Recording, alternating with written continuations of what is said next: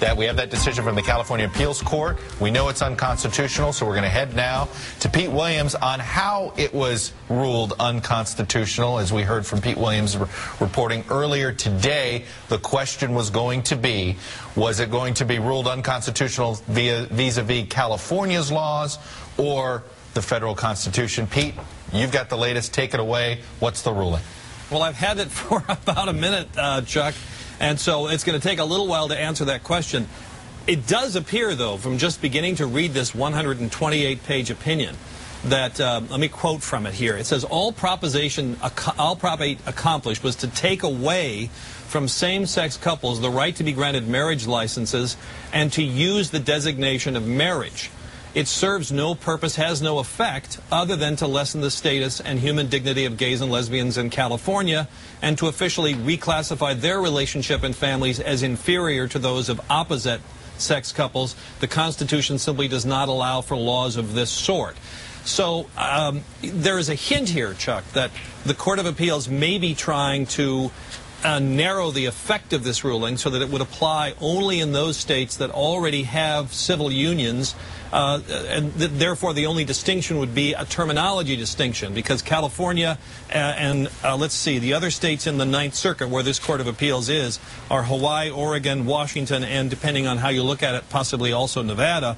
The logic would suggest here is that if those states already have given all the legal benefits of marriage except the word marriage, you can't do that. And if that's how this decision is narrow, then it's possible that the Supreme Court might not want to get into this fight. But in any event, Chuck, back to the headline here. A federal court of appeals has agreed with a lower court declaring California's Proposition 8 unconstitutional.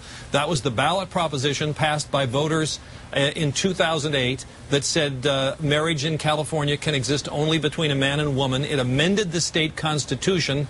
Today, a federal appeals court has declared that unconstitutional. Now, the backers of Proposition 8, who are the ones that filed this appeal, now have a choice. They can either go to the full Ninth Circuit Court of Appeals in California or directly to the U.S. Supreme Court and try to get the Supreme Court to take the case. We'll hear from them in a while to see what they want to do.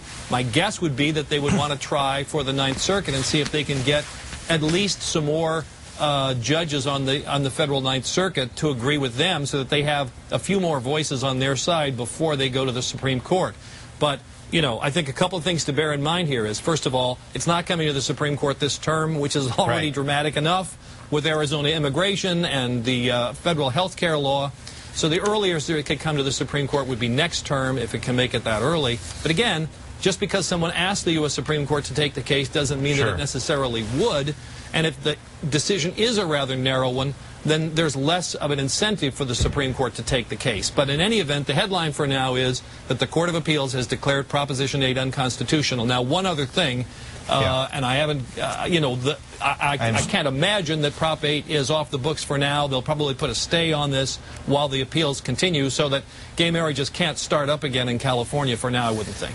And what was the ideological makeup of the smaller group here that decided this on the Ninth Circuit? Is there any reason to believe that backers here think they're going to get more ideologically favorable judges in for their version of this? Right, and just to be clear, when you appeal something in the federal courts, you start with a three-judge panel, and this one was sort of ideologically mixed. You had arguably one of the most liberal judges in the country, Stephen Reinhardt. Then you had a more conservative judge, and then you had a sort of a moderate. So it was fairly mixed. As a rule, the Ninth Circuit tends to be one of the more liberal courts of appeal in this country, but there are conservatives. There may be other views on the Ninth Circuit, so going for the full Ninth Circuit, or en banc as they call it, might make sense for the backers of Proposition 8. But it was an ideologically mixed panel, you could say.